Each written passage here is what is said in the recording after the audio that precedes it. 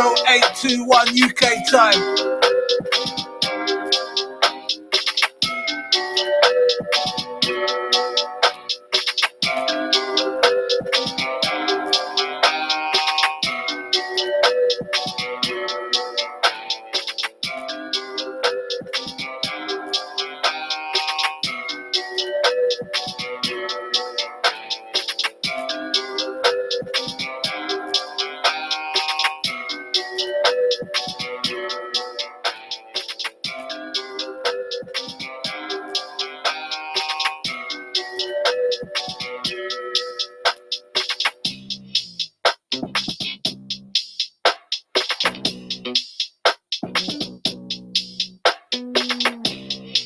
Rifleman.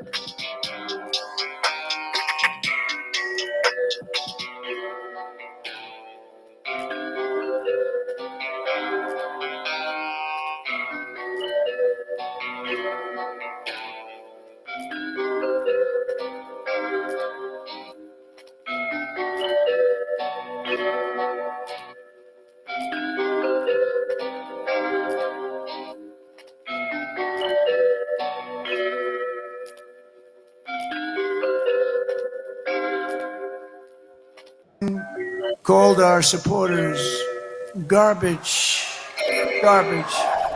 It's the throwaway remark that just keeps on giving. For Donald Trump, that is. But he does specialise in trash talk. So Biden's apparent dismissal of Trump's supporters as garbage was always ripe for recycling. Again and again. Garbage. This was what Biden said on a campaign call on Tuesday. The only garbage I see floating out there is his supporters. The president later clarified he was talking about a Trump supporter, the shock comedian who made racist jokes at one of Trump's rallies the day before. There's literally a floating island of garbage in the middle of the ocean right now. Yeah, I think it's called Puerto Rico. No outrage about that slur. For more on the growing controversy over the garbage comment heard around the world. But Fox News has given plenty of airtime to the Biden aftermath. Today, showing a graphic with what the stenographer typed when Biden was speaking on the left and the inclusion of an apostrophe by the White House press team on the right. The apostrophe supporting what Biden says he meant to say. And it turns out the stenographers aren't happy. In an angry email to the White House press office, they criticised what they called a breach of protocol, saying if there is a difference in interpretation, the press office may choose to withhold the transcript but cannot edit it independently. Enough already, as the Americans would say, though Kamala Harris was also focused on Garbagegate last night too. But she turned the focus back on the original racist slur, inviting none other than the Puerto Rican superstar Jennifer Lopez on stage to do just that. You can't even spell American without Rican. This is our country too. You can't even say America without saying Rican, Lopez said. I am an actor and an entertainer, and I like Hollywood endings. I like when the good guy, or in this case, the good girl, wins. They were in Las Vegas in the swing state of Nevada, as was Donald Trump, both trying to appeal to those all-important swing voters, where Latinos are a key voting bloc. But Trump wasn't so much focused on wooing voters, But she's a stupid person. And as doing down his enemies. This time a volley of vitriol towards Liz Cheney, one of the most prominent Trump critics, who's ousted from the Republican Party and is now supporting Kamala Harris. she's a radical war hawk. Let's put her with a rifle standing there with 9 barrels shooting at her, okay? Let's see how she feels about it. You know, when the guns are trained on her face. Arriving at a campaign stop in Wisconsin today, Kamala Harris again seized on Trump's words, saying that that kind of rhetoric should count him out of the race. This must be disqualifying. Anyone who wants to be president of the United States who uses that kind of violent rhetoric is clearly disqualified and unqualified to be president. Violent rhetoric, insults and garbage. The reality of an election in 21st century America. Well, a huge number of Americans have already voted. Typically more Democrats turn out early, but this time many Republicans have done as well, after Donald Trump reversed his 2020 advice and encouraged them to vote in advance. More than 65 million people have already cast their ballots, according to New York Times data. That's 32% of all voters. Recent polls of those who say they already voted show Kamala Harris leading Donald Trump nationally by between 19 and 29 points. That's according to analysis by the Washington Post. That's not as wide a margin as Biden in 2020, when Democrats embraced mail voting because of COVID, but more than Hillary Clinton in 2016. And in some of the crucial swing states that will decide this election, early turnout is even higher. 58% in North Carolina, 53% here in Georgia, and 49% in Arizona and Nevada. Polls show Kamala Harris leading among these early voters by as much as 22 to 60 points in Wisconsin and as little as 2 to 6 points in North Carolina. These margins are also narrower than Joe Biden's, but similar to Hillary Clinton's. The only state where a poll puts Donald Trump in the lead is Nevada by 6 points. It means that Kamala Harris is expected to go into the election day with a substantial lead already banked. But so did Hillary Clinton, and we know how that turned out. Brothers and sisters, the question on everyone's mind is how are we able to deliver aid into Gaza while there are border closures from time to time? Let me assure you that we are considering every aid that we receive as amana in our necks in front of Allah subhanahu wa ta'ala. We are working night and day delivering your aid to our brothers and sisters using so many different options. We are able to buy. Well, with me now is Janelle King, who's an election official here in Georgia and the former deputy director of the state Republican Party. Thanks for coming onto these noisy streets. I know. It's all very exciting. Let me start, first of all, Are you confident that this election will run more smoothly without the challenges that we saw 4 years ago? I would like to be confident in that. I do have my concerns, considering the fact that 7 of our rules were shot down in the court. That makes me a little concerned. So I'm going to say I'm about 80% certain that things are going to go off without a hitch, but who really knows? And the accusation is that you tried to change these rules last minute as a way of sowing chaos and possibly making it easier for Donald Trump to claim victory here, even if he's lost this election. Yeah, I don't know what they expected me to do. I came on the board in July. That was my first board meeting. And so when I look at it, I just feel like I'm doing my job. As rules and what was wrong with the old rules? So these are not new rules. These is us creating a uniform process. There are counties and precincts that already count their ballots. We want to make it uniform across the state. So when you consider that, we're not making up anything new. We're simply creating uniformity. Right, but I think the accusation was that you were trying to introduce a discretionary process for each individual ballot, which would just prolong it all for such a long time. No, it wouldn't. Actually, 2 things. One, they will only be counting election day. Yeah. That may end on the precinct level. And what we saw from previous elections, we're talking about an average of 300 ballots. Not only that, but when we tested the actual rule, it took them to count 758 ballots. Right. It took them 26 minutes. The reason why people are asking this question, of course, is because Donald Trump still maintains that the last election was stolen. Are you worried that there are still millions of Republicans out there, perhaps you're one of them, who believes that the last election was stolen? So I'm not one that believes the last election was stolen. I've said that several times, but no one wants to report it. Right. I'm someone Well, you're who saying believes, it now here. No, Okay. I'm not. No, so yes, I am saying it right. here. Thank you. In this particular election, I just want people to know that it's not about 2020. We had issues in 2022. So what President Trump concerns are, those are his concerns. But he's already challenged the result before we even had it. He's already said they're going to be trying to steal the vote again. That is incredibly dangerous. Well, we when saw such this an in important part of a Georgia. democracy is the peaceful transition of power. We saw this in Georgia when Stacey Abrams refused to concede to Governor Kemp. I mean, he's not the first election official. But he's the first president of the candidate. United States, or he was. Well, he has the right. And he's already challenging the result now 4 days before we've even finished voting. That's on him. That has nothing to do with what we do at the State Election Board.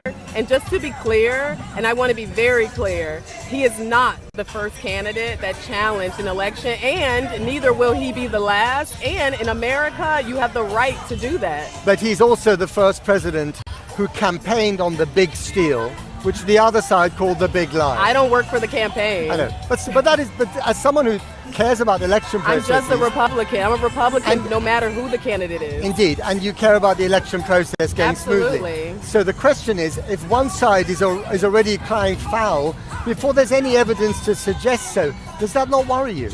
You know what? I think that there's concern across the board. I'm concerned about Democrats who may not be happy with the results as well. So it does concern me that there's not faith or confidence in our election process. Do you think that this election here in Georgia will get messy? I don't think so. At least I hope not. I hope that we're able to handle it with civility. And once it's over, will you say, what's done is done, these are the numbers, let's stick by them? Oh, absolutely. But I'm not a part of the certification process. That has nothing to do with the State Election Board. It's county boards and the Secretary of State. We simply watch the process, not the outcome. The election, according to the polls, will be very tight indeed, and the stakes really couldn't be more dramatic. Yeah. That's quite a dangerous place for America to be in, isn't it? Yeah, it's more of a reason why we need to hand count ballots that are coming out of those scanners to make sure that we have them. Our ballots is the receipt of the vote that was cast. If we don't have receipts, which we saw in Fulton County, right where we are right now, in the last election in 2020, last presidential, we had 17,000 missing ballot images. That's a problem. We have 3,000 double counted ballots, but you're telling me that nothing needs to change in our process? I think that's different. Okay. Janelle King, thank you very much Thank indeed. you. At every Donald Trump rally, the lines start early, the lines are long, and the merchandise is everywhere. Trump is both politician and brand, attracting old and young to his MAGA revolution. Make America great again. What do you like about Trump? He's a nice guy. He's Christian. What does Trump mean? Everything. And why are you doing this from the UK? Because I'm going to tell you right now, Journalists are not always welcome in a Republican Party Trump has moulded over the past decade here in Michigan and beyond. I think what he's brought is a boldness of which over the years the Republican Party has failed to do, which is to speak out. Has he made the Republican Party better as well? He's made I believe, a bigger tent. There's more diverse people coming into the Republican Party. But Trump's takeover has pushed some Republicans out of that tent. Fight, fight, fight. I have seen a lot of Republicans go up to Liz Cheney and thank her. Enter former Congresswoman Liz Cheney, the daughter of ex-Republican Vice President Dick Cheney, campaigning in Michigan for the Democrats. I tell you, I have never voted for a Democrat. But this year, I am proudly casting my vote for Vice President Kamala Harris. Kamala Harris's team sees an opportunity to appeal Republicans opposed to Trump, and Cheney isn't alone in her efforts to recruit this potentially crucial group of undecided voters. At a military honors event in Lansing, Michigan's state capital, we meet Robert Schwartz. I'm just curious how you're thinking about the election. I'm exhausted.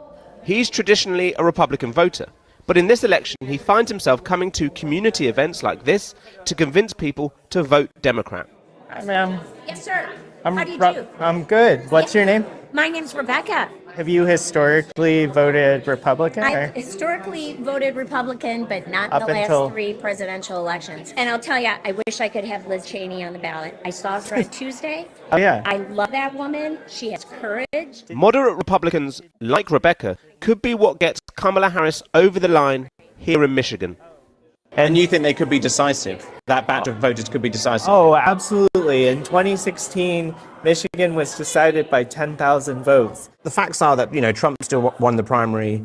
You aren't the Republican Party anymore. This is the Republican Party of Trump.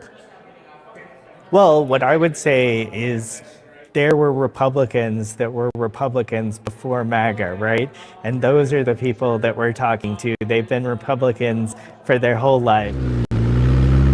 If you want to see the MAGA takeover here in Michigan, look no further than the Trump shop turned Republican Party headquarters in the bellwether of Saginaw.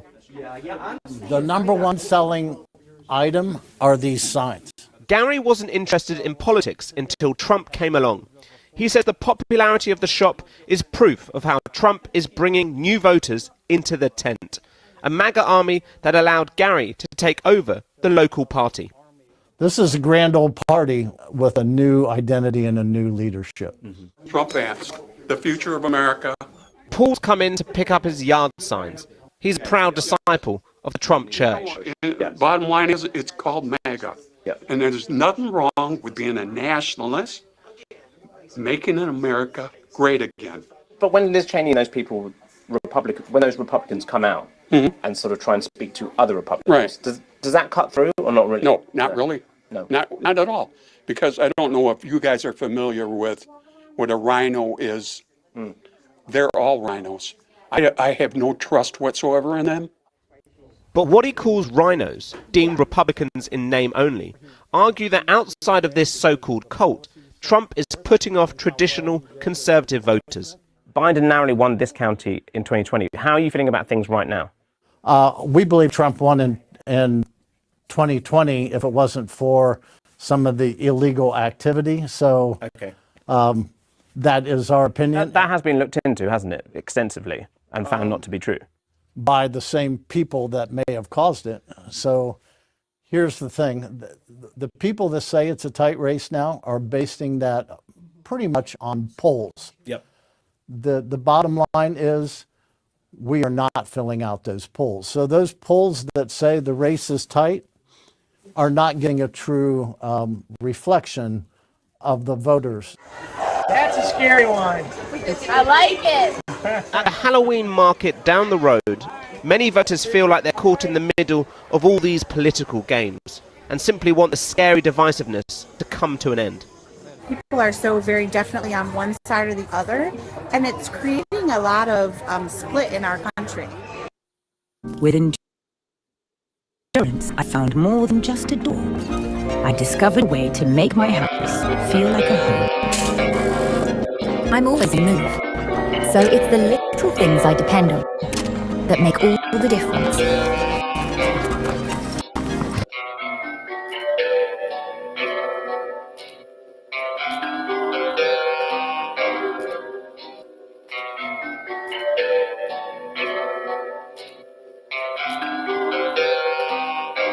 For more than a year, America has been in campaign mode. It's been controversial, unpredictable, and at points absurd. Now we're in the final stretch with the race between these two deadlocked. Here are the most memorable moments from the US election 2024.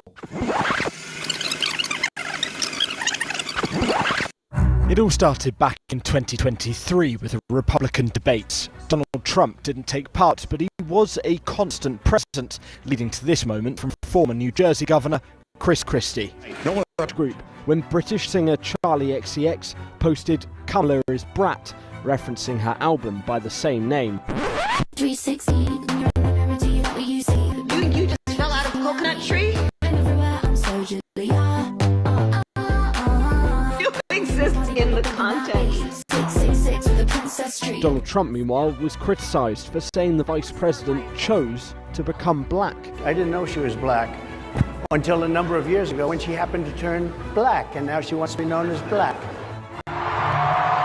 In August, Kamala Harris announced her running mate as Minnesota Governor Tim Walz. Later, the Democratic National Convention was held in Chicago. Barack Obama left some shocked as he delivered this joke about Donald Trump's crowd sizes. The crazy conspiracy theories. This weird obsession with crowd sizes. During Tim Walz's, his son showed his pride for his dad. Kamala Harris. Let's have the debate. Thank you. Back on the trail in September, Trump and Harris went head-to-head for the first, and it turned out, only time. People start leaving his rallies early out of exhaustion and boredom. And I will tell you, the one thing you will not hear him talk about is you. And then Trump made this unevidenced claim. They're eating the dogs, the people that came in. They're eating the cats. They're eating the pets of the people that live there. And this is what's happening in our country. Last night's presidential debate apparently moved the needle with at least one voter, one big voter. Very famous one, Taylor Swift. Straight after the debate, and Harris got a major endorsement from Taylor Swift. But 5 days later, there was a second apparent assassination attempt on Donald Trump, this time while he was playing golf at his West Palm Beach club. As I was saying, in October, Trump returned to the site of the first assassination attempt and was joined on stage by Elon Musk, who seemed pretty happy, to say the least, to be with the former president. Take over, Elon, just take over. This one of the many defining images from the campaign. As the race neared its end, Kamala Harris got endorsement after endorsement from celebrities like Bruce Springsteen, Stevie Wonder, and Beyonce. I'm not here as a celebrity. I'm not here as a politician. I'm here as a mother. Surprised McDonald's customers, meanwhile, found Donald Trump serving their burgers and fries. This is not a normal situation, is it, huh? How are you? What a good-looking family. The former commander-in-chief donning a chef's uniform for this campaign stunt. Millions of Americans have already voted for their choice for president, many influenced in their decision by a dizzying year of political campaigning. Not long to go now before we find out whether Trump or Kamala will take the White House. Fred Dimbleby, ITV News.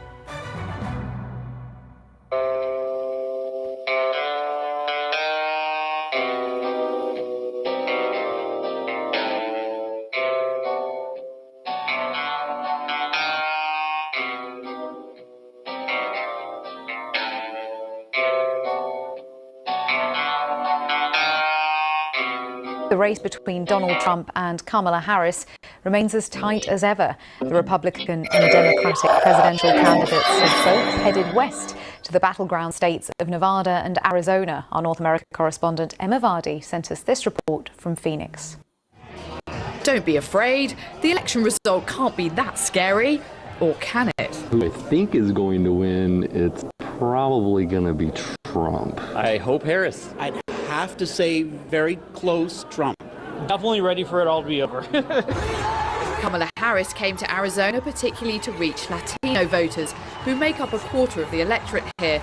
And she's continued to characterize this race as a fight for women's rights. Donald Trump's not done. Did everyone hear what he just said yesterday?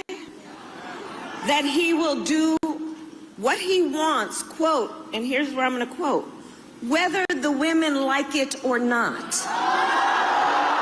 Democrats are hoping that Kamala Harris is going to have the edge with female voters that could prove to be the winning margin. I'm 75 years old and I've never gone to a rally. I've never been proactive as far as a race.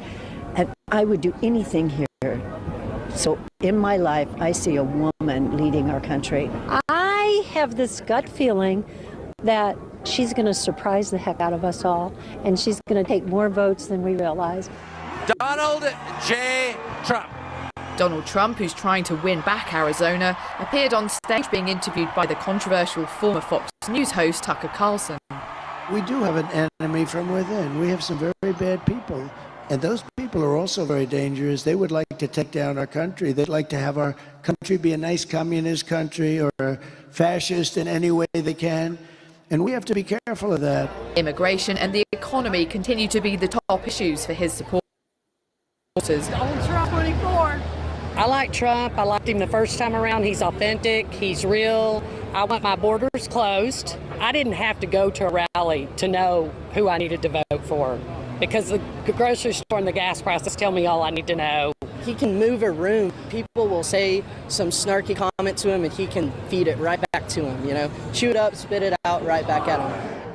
After months of campaigning, there's now just days to go until voters must choose which character to cast their vote for.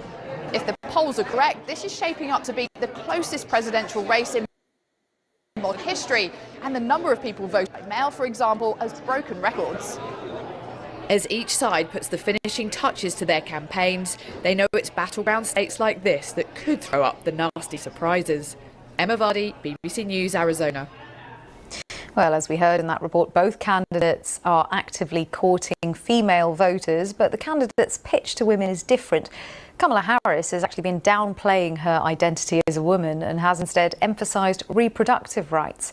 Donald Trump, by contrast, has called himself the father of IVF, but he's also alienated women voters by using locker room talk, as Samira Hussain reports. President Donald J. Trump. For all his political swagger, the former president knows he lags with women. But even in the most closely fought states like Wisconsin, that doesn't seem to have changed the way he speaks about women. I'm going to do it whether the women like it or not. I'm going to protect them. I'm going to protect them from migrants coming in. I'm going to protect them from foreign countries that want to hit us with missiles. But even women from his own party are warning against Mr. Trump's embrace of so-called locker room talk. I mean, this bromance and this masculinity stuff, I mean, it borders on edgy to the point that it's going to make women uncomfortable. Okay, good morning, everyone. The Harris campaign trying to capitalize on what they see as an easy target. It actually is, I think, very offensive to women in terms of not understanding their agency, their authority, their right, and their ability to make decisions about their own lives. Hillary Clinton, the only other woman to have made it this close to the presidency, made being a woman a centerpiece of her campaign.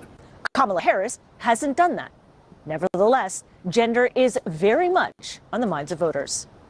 I would like to see a female president, but I like her name to have an R next to it because I prioritize policy over gender, over race, over anything. I just want the person in charge to be good and benefit America. Do you think this country is ready to elect a woman? I don't think they are, but they're about to be. By November 6th, they'll have to be ready. They don't have a choice. her final pitch in this campaign delivered in front of the White House. But is the electorate willing to put her in it? Samira Hussein, BBC News, Washington. We did win this election. We want all voting to stop. We don't want them to find any ballots at 4 o'clock in the morning and add them to the list. Okay? Just past 2 a.m. Eastern on election night in 2020, Donald Trump falsely claimed victory and called for the vote counting to stop. The reality was that the result of the election was still unclear. News networks didn't start calling the race for Biden for another 4 days. Now, Trump's false claim of victory was temporarily boosted by what was called the red mirage. Same-day votes, which were counted first, tilted towards Trump. But because of the pandemic, a record number of Americans voted by mail, and those votes, which took days to count, gave Biden the White House. So, what should we expect this year? And when should we expect it? Joining me now is MSNBC national political correspondent, the great Steve Kornacki. Steve, it is so good to have you here tonight. I am so thrilled to get an early preview of what you're thinking. Can we first talk about the state of Pennsylvania? I was camped out in front of City Hall for more days than I care to remember. Do you have any expectation that their ability to count votes and return a call will be any faster this year than it was in 2020? Famous last words, but I would say we can be cautiously optimistic about the speed of the count in Pennsylvania and really in most, if not all, of these battleground states. Why in Pennsylvania? Well, a lot of people say, and this is true, they didn't change any of the laws in Pennsylvania. They had a chance to that would have expedited this. That didn't happen. But what has happened is this. We've seen it in Pennsylvania and we've seen it elsewhere. Voting by mail is down from 2020. During the pandemic, a lot more people were using it. They were at home. They didn't want to go out. And mail is what really clogged it in Pennsylvania. In all these other states, especially in Pennsylvania, they'd never processed it before. So now at least they have a few elections, election officials do, of dealing with mail-in voting. They're not going to have the massive numbers of it that they had before. They'll have plenty of it, but they're not going to have the massive numbers. And I think as well, some indications that some of these counties, they didn't count overnight last time. I think you're going to get more sort of round the clock counting as well. So I think there's a lot of opportunities, even for Pennsylvania, to be faster. Can we talk about what triggers recounts in some of these key battleground states? Because I know in Arizona and Pennsylvania, the margin's tight enough, it's an automatic recount. What does it look like more holistically across the 7 key states? I guess the most important thing to know is that in all of them, there's some kind of provision that any candidate can have a recount if they want it. They may have to pay for it in some cases, but there are provisions for the recount to take place. In Pennsylvania, there's an automatic one if it's 0.5%, 0.5% statewide. In Michigan, it's automatic, but it's stringent. That's a 2, by the way. 2,000 votes or fewer. Now, it was when Trump won Michigan in 2016, the margin was about 11,000, so it was starting to get down into that range. It was up to 154,000 last time, but you've got automatic recounts there. And a lot of the others, though, it's sort of, if it's very close and a candidate wants it, they can have it. It may cost them money, but they can do it. Steve, what, with that in mind, what are the counties that you're most sort of eagerly watching on election night that are going to be, if we can call them that, bellwethers for the ultimate result? Oh, so many. What a question. Sorry, give me your top 3. Give me your top 3. Top 3. We got 3,143. I know. It's like asking, I don't know, Willy Wonka to pick a favorite piece of candy. I don't know. What do we want to look at? I'll give you a couple we're going to look at right here. So let's go to Georgia, and we're going to call up the 2020 results. And I call this the blue blob. You've got 9 core Democratic counties in the immediate Atlanta metro area. These have been getting much, much bluer election to election. Democrat, more than 40% of the votes inside here. One of my key questions here, this is if Democrats are having a good night, is the blob getting any bigger? And if it's going to get bigger, it's going to happen in this county right here. This is Fayette County. You can see Joe Biden lost this by 7 points, but just take a look at what's been happening in Fayette County. Look at this. Mitt Romney won this 2-1 in 2012, came all the way down to 19 points in 16, down to 7. If this trend continues, if Fayette flips and that blob gets bigger, it's a sign Democrats are getting something they want out of Georgia. So I'll give you that as number 1. Let's take a look up in North Carolina, too. That's going to be a 7:30 poll close. We should get early stuff. How about the Charlotte? It's a big city, one of the two big population hubs. Let's go to the east of Charlotte, the bedroom communities of Union County, big suburban county. Now, this is a little different than Fayette I just showed you because it's still an overwhelmingly Republican suburb, but it's a little more subtle here. But take a look in 2016, Trump won this by just over 30 points. Came down to 24. An important Trump. Remember, he won Carolina both times, but his margin was cut more than in half. This was a significant part of the reason why. Does he stop this drainage or does it get worse? Does he claw back towards 2016 or does he regress further? I think that's key because there's a lot of counties like Union around North Carolina. You talked about Pennsylvania, so we'll close out on a third county in Pennsylvania. And I want to go with, it's not that original, but Lackawanna County. This is Scranton. This is where Joe Biden's from. But again, just take a look at the political journey that Lackawanna County's been on. And so many counties in these Big Ten states are like this. Obama won Lackawanna in a landslide, 28 points. Look what happened in 2016. Trump got all the way down to 3.5 points. Biden, the Scranton native, comes along and gets that back up to the high single digits. I want to know, is this going back towards 2016? Is Trump actually flipping Lackawanna County? That's what his folks want to do. Flip this and win this. Or are the gains that Democrats made small relative to what they used to have? But if they're back at mid-high single victory here, it's a huge thing for Democrats. Steve, you're such a wizard, man. I mean, I got to say, you just, for a brief moment, my anxiety and stress turned to excitement. I cannot wait to see you back at that big board on Tuesday night. You are a national treasure. Thank you. 2016, how did you vote? I voted for Hillary Clinton. 2020? I voted in Bernie Sanders' name. And 2024?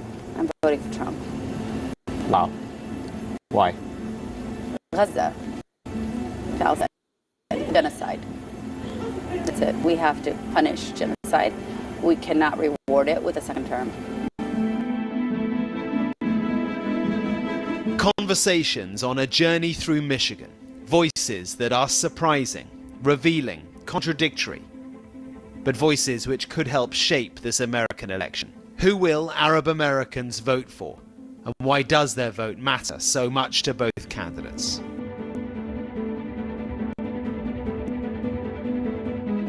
First, the contradiction. 2 weeks before the election, Republican candidate Donald Trump on yet another visit to Michigan, a must-win swing state. He's asked about the war in the Middle East. Well, look, he's doing a good job. Biden is trying to hold him back. Just so you understand, Biden is far superior to the VP. He's trying to hold him back, and he probably should be doing the opposite, actually. I'm glad that Bibi decided to do what he had to do, but it's... That is, by every measure, full-throttle support for Israeli Prime Minister Netanyahu and his war in Gaza and Lebanon. So how did this happen an hour after Trump said that? Welcome to Michigan. And, you know, we all ultimately want one thing. We want peace in the Middle East. We trust you. Let's begin with the simple question. Why Trump?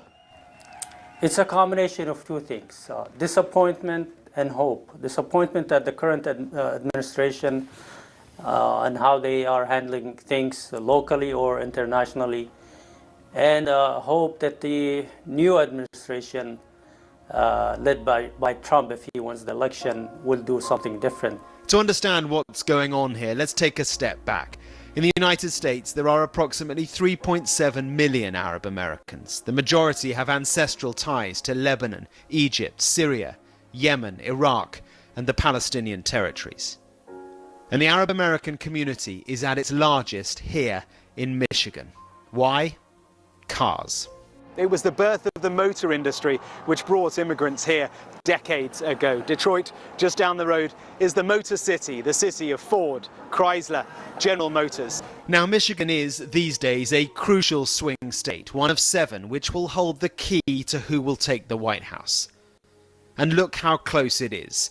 Back in 2016, Trump was the first Republican to win Michigan since 1988. He defeated Hillary Clinton by fewer than 11,000 votes. 4 years later, in 2020, Joe Biden won the state by only 154,000 votes out of more than 5.5 million cast.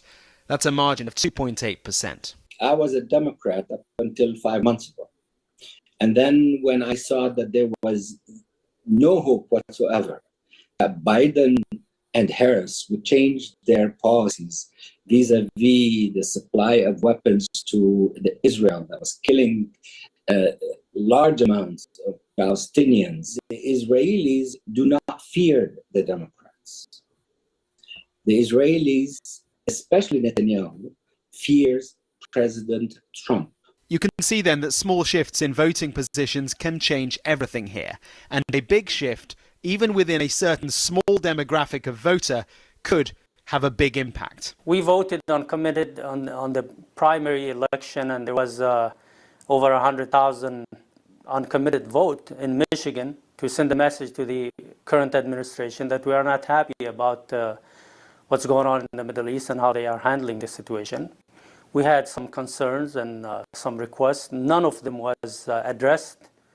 And so there was no reason for us to just continue supporting. They just completely neglected our concerns.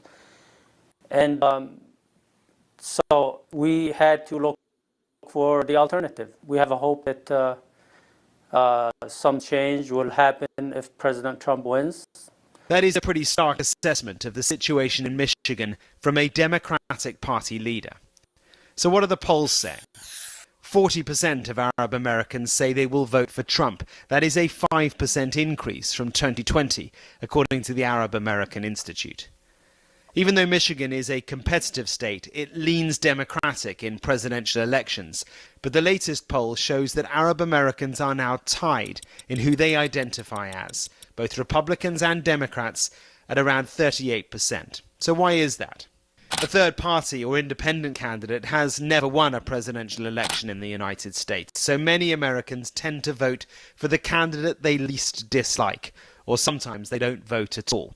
In this case, many seem to be voting to, quote, punish the Democrats for Gaza. So your vote is an active protest vote, and to vote for Stein would be a passive protest vote? It would be a passive protest vote, and it would also, based on the numbers, not help Trump win. It would not help defeat Harris. So for me, my vote is not only a protest vote, it is a mathematical strategy. It is a way to ensure that Harris loses. Because you don't sound like a Republican. I am not a Republican. I don't think I will be. I vote based on policy. And right now, the policy in Gaza is at the forefront. Everything, every other policy, every other issue is negligible. It's all about ending a genocide, holding somebody accountable for those civilians. We are literally funding the burning alive of humans in front of us that are on video. We're funding children being mutilated. It's not like we stopped or had pause. We are actively funding it. There is no other issue to me of importance or of consequence. None. I came home the day I met Trump, and I gave my son a MAGA hat. I said, I guess we're there. And he said, ew. His first words to me were, ew. I said, but Baba, he said he's gonna stop the war. And he said, okay, that's it. Give me that hat. We're voting for Trump. And that's the sentiment, not just of an 8-year-old, but of an entire community. If you're gonna stop the war, even if I don't like you, I'm on your team. What do you say?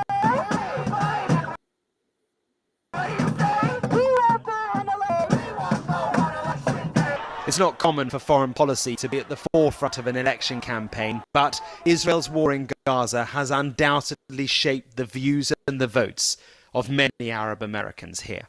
I'm an old guy, right? I would tell you that not since Vietnam have I seen a foreign policy have this dramatic an impact on an election.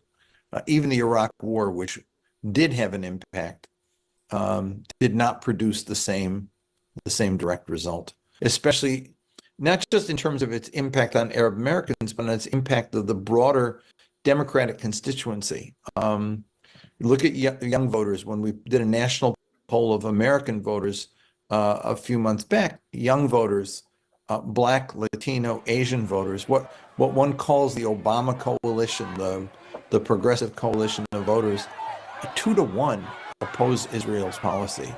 And 2-1 are upset with the failure of the administration to address it.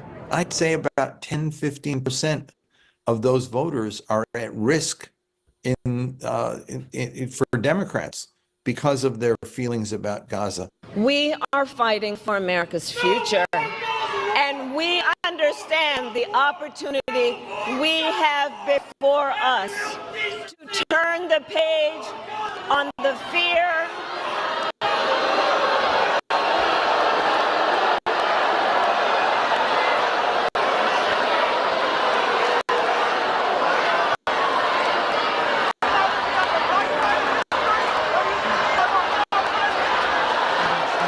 I think, unfortunately, that some in the Harris campaign feel that they've given up. They just don't know how they can ever win that community back, especially now with Lebanon at risk, and a very large number of the Michigan Arab American community are Lebanese.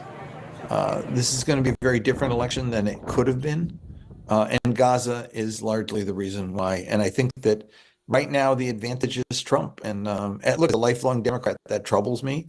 I'm just looking at the numbers and telling you what they are. Since the war in Gaza began, Joe Biden has provided Israel with billions of dollars in military support, sparking anger here and beyond. Remember, Michigan helped deliver Biden his victory back in 2020. And this is a potential electoral weakness that Donald Trump hopes to exploit. Radical war hawk and suggested that she be fired upon in order for her to experience what the people she allegedly sends off to war experience. Here is Vice President Harris's response. This must be disqualifying. Anyone who wants to be president of the United States who uses that kind of violent rhetoric is clearly disqualified and unqualified to be president. Trump, in a Truth Social post this afternoon, wrote, quote, "All I'm saying about Liz Cheney is that she wouldn't have the guts to fight herself. It's easy for her to talk sitting far from where the death scenes take place, but put a gun in her hand and let her go fight and she'll say no thanks," unquote. Joining us now to discuss the election, former House Speaker Nancy Pelosi. Speaker Pelosi, thanks for joining us. So Vice President Harris says that Trump's comments were disqualifying. Trump says, "I'm not calling for violence against her. I'm only saying she's a war hawk. She wouldn't want to fight in war herself." What do you think of it all? Finance the car with any of these lenders before 2021. You could be owed thousands in compensation. Finding out. Well, for me, it's personal as well as official. It was 2 years this week since the sanctity of our home was invaded, and also the safety of my husband was compromised with a deadly assault on him, which fortunately he survived, but the man coming into our home was saying, "Where is Nancy? Where is Nancy?" echoing what was happening on January 6th, which the former president, or Donald Trump, called a day of love in the Capitol. Political violence has no place in our democratic society. Politics is the peaceful resolution of conflict. For the President of the United States to say what a former president and somebody who aspires to be president should, again, I agree with Kamala Harris, completely should disqualify him. It should disqualify him from ever being invited to your home. Would you want your daughter to marry somebody who said something like that? Would you want your children to imitate somebody who says something like that? So from a personal standpoint, from an official standpoint, from a patriotic standpoint, from the sanctity of our elections, to free it of this political violence, he must stop. He has no shame. But the other part of this is it has a chilling effect on people speaking their mind if they're going to be threatened with violence to them or to their families. Well, and he isn't only going after Liz Cheney. He repeatedly referred to you when he explained who he thought the enemy within was. At one point, when asked to clarify, he said, "The Pelosi's, these people are so sick." Obviously, Pelosi's plural would suggest that he's talking about not only you, but your husband, Paul, who was attacked 2 years ago. And this week, we should note, the man who brutally attacked her husband has been given a life sentence without the possibility of parole. yes. So what was your reaction when he said that you and Paul were part of the enemy within? Well, nothing is surprising coming from him, but you have to remember when Paul was attacked, and before we even knew if he was dead or alive, what's his name was making a joke of it on social media. He and his children and the Republican governor of Virginia and the Elon Musk, they were making a joke of it, and they thought that was funny. So there's something sick about all of this. But you know what? We don't agonize, we organize. We just have to win this election. And every day that he says something like this in these last days, when people are really keenly aware and paying attention, works in the favor of Kamala Harris. Those who are breaking from the undecided are breaking overwhelmingly for her. Why do you think this election's so close? Well, I could never understand how anybody would vote for somebody so disrespectful of women, so unpatriotic, who speaks with disdain and negativity about John McCain and George Herbert Walker Bush and our men and women in uniform who've given their lives for our country and the rest. I don't know why anybody would be for him. But nonetheless, respectful of the fact that they are voters and they have their right to their opinion. I don't know that it's close because elections are close. Look back at all the elections of recent time. They're close. Mm-hmm. And I can just tell you, because I've been in a different city every day, yesterday 2 cities in one state, Arizona, the enthusiasm on the ground is enormous. You know, I'm a former chair of the party. I believe to win the election, you must own the ground. You must get out the vote. You must call. You must text. You must door knock.